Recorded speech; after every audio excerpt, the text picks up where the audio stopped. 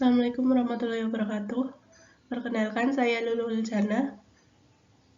Dalam kesempatan kali ini, saya akan mempresentasikan judul saya di mata kuliah Seminar Keuangan dengan judul Pengaruh Return on Asset atau ROA, Price Earning Ratio atau PER, dan Earning Per Share atau EPS terhadap return saham pada perusahaan manufaktur. Latar belakangnya yaitu pasar modal memiliki peran penting dalam perekonomian baik untuk investor yang mencari keuntungan melalui return maupun perusahaan yang membutuhkan pendanaan untuk berkembang.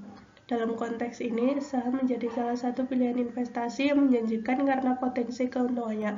Namun, fluktuasi harga saham di Indonesia sangat dipengaruhi oleh faktor ekonomi global dan internal, terutama pada periode 2020 sampai 2023 yang mencakup pandemi, inflasi, dan kebijakan moneter.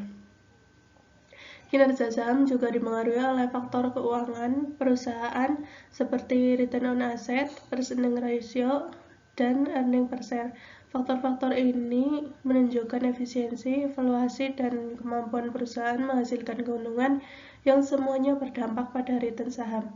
Penelitian sebelumnya memberikan hasil yang berbeda mengenai pengaruh variabel-variabel tersebut, sehingga memotivasi penulis untuk melakukan penelitian lebih lanjut pada perusahaan subsektor layanan industri di Bursa Efek Indonesia periode 2020-2023. Data return saham. Bisa dilihat ada tabel data return saham perusahaan subsektor layanan industri tahun 2020 sampai 2023. Data return saham perusahaan subsektor layanan industri di Bursa Efek Indonesia periode 2020 hingga 2023 mengalami fluktuasi signifikan akibat faktor ekonomi global dan internal. Pandemi COVID-19 pada tahun 2020 menyebabkan penurunan tajam diikuti pemulihan pada tahun 2021. Namun, inflasi dan kebijakan moneter di tahun 2022 kembali memicu volatilitas.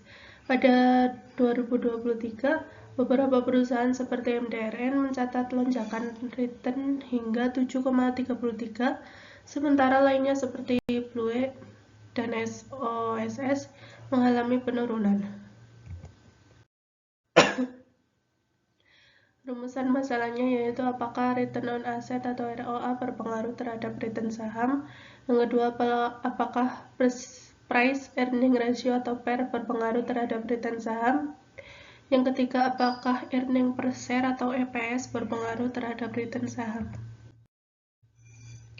Batasan masalahnya yaitu yang pertama, perusahaan subsektor layanan industri yang terdaftar di PHI tahun 2020-2023. Yang kedua, penelitian ini akan menggunakan data laporan keuangan tahunan dan data harga saham selama periode 2020 hingga 2023. Tujuan penelitian ini yaitu yang pertama untuk mengetahui apakah ROA berpengaruh terhadap return saham, yang kedua untuk mengetahui apakah PER berpengaruh terhadap return saham, yang ketiga untuk mengetahui apakah EPS berpengaruh terhadap return saham. Manfaat penelitian yang pertama ada manfaat teoritis, yaitu memberikan kontribusi dalam memperkaya literatur mengenai faktor-faktor yang mempengaruhi return saham, khususnya di subsektor layanan industri. Penelitian ini juga memperdalam atau memperluas tentang pengaruh return on asset, price earning ratio, dan earning per share sebagai variabel-variabel kunci dalam analisis kinerja saham. Selanjutnya ada manfaat praktis, yaitu yang pertama bagi penulis memperdalam pemahaman topik yang diteliti khususnya terkait dengan faktor-faktor yang mempengaruhi return saham. Yang kedua, bagi investor membantu mengungkapkan sektor atau perusahaan yang memiliki potensi pertumbuhan tinggi, memberi wawasan tentang bagaimana faktor-faktor keuangan mempengaruhi harga saham di tengah kondisi pasar yang fluktuatif, sehingga membantu investor menyusun strategi investasi yang lebih efektif. Selanjutnya, bagi kalangan akademik, hasil penelitian ini dapat digunakan sebagai bahan bacaan atau referensi untuk penelitian berikutnya, terutama penelitian yang terkait dengan faktor yang mempengaruhi return saham di Bursa Efek Indonesia. Tujuannya yang pertama, tinjauan teori sinyal.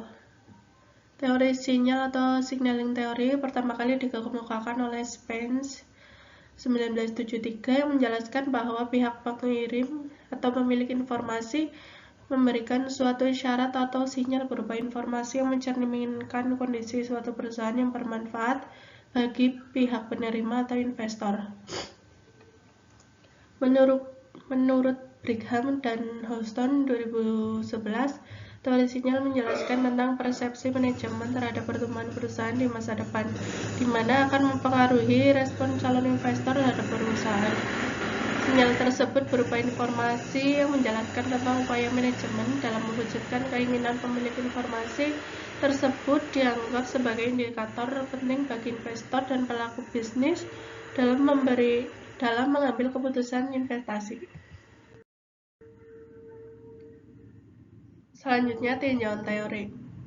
Return saham menurut Fama dan Friends 1992, return saham dapat dipengaruhi oleh berbagai faktor, termasuk resiko pasar, ukuran perusahaan, dan nilai buku terhadap harga saham. Earning per share atau EPS menurut Wijianmojo dan Sodikin 2016, earning per share merupakan perbandingan antara laba bersih setelah pajak pada 1 tahun buku dengan jumlah saham yang diterbitkan.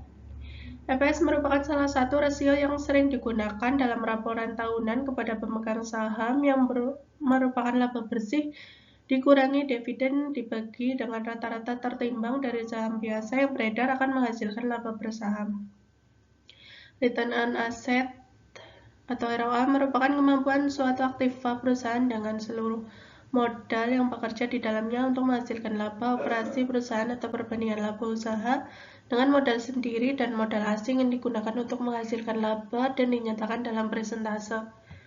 Irawati 2006. Price earning ratio atau PER menurut Budiman 2021, semakin rendah rasio PER maka semakin murah sebuah saham. Price earning ratio atau PER digunakan untuk menilai mahal murahnya saham berdasarkan kemampuan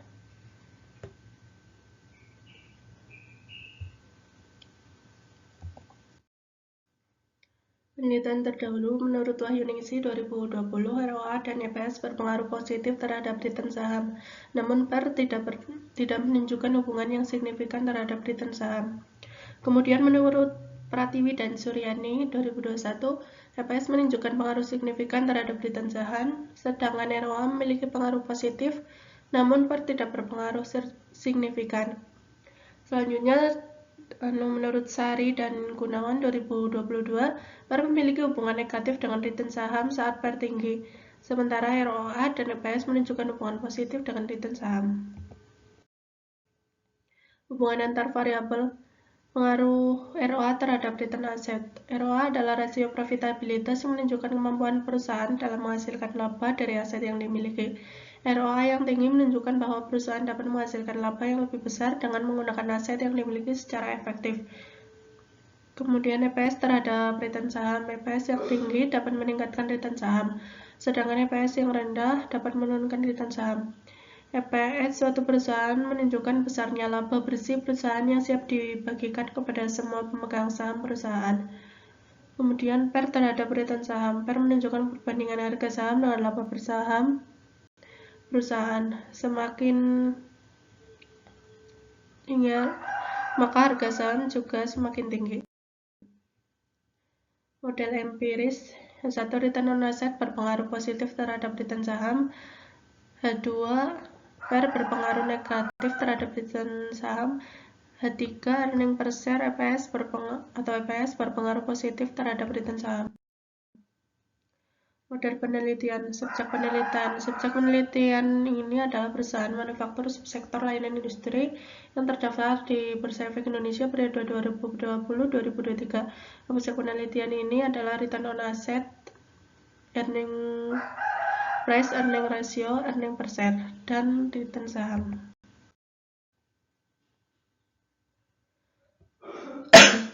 Teknik pengambilan sampel.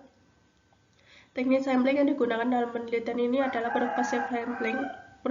Purposive sampling adalah teknik pengambilan sampel yang dilakukan dengan memilih responden atau subjek tertentu yang dianggap paling sesuai dengan tujuan penelitian. Sampel dipilih berdasarkan kriteria tertentu yang sudah ditentukan sebelumnya, sehingga hasilnya lebih relevan dan fokus. Kriterianya merupakan perusahaan subsektor layanan industri yang terdaftar di Bursa Efek Indonesia secara terus-menerus selama periode 2020-2023. Yang kedua, merupakan perusahaan subsektor layanan industri yang memiliki dan dipublikasikan laporan tahunan selama periode 2020-2023. Merupakan perusahaan layanan industri yang tidak melakukan stock split pada tahun 2020-2023. Teknik analisis data ada uji asumsi klasik, uji normalitas multikolonialitas, uji autokorelasi, dan uji heteroskestastisitas. Analisis regresi berganda, pengujian hipotesis, uji parsial atau uji T, uji signifikan simultan atau uji F, uji koefisien determinan adjuster atau R2. Sekian presentasi dari kami. Apabila masih banyak kekurangan, mohon maaf. Wassalamualaikum warahmatullahi wabarakatuh.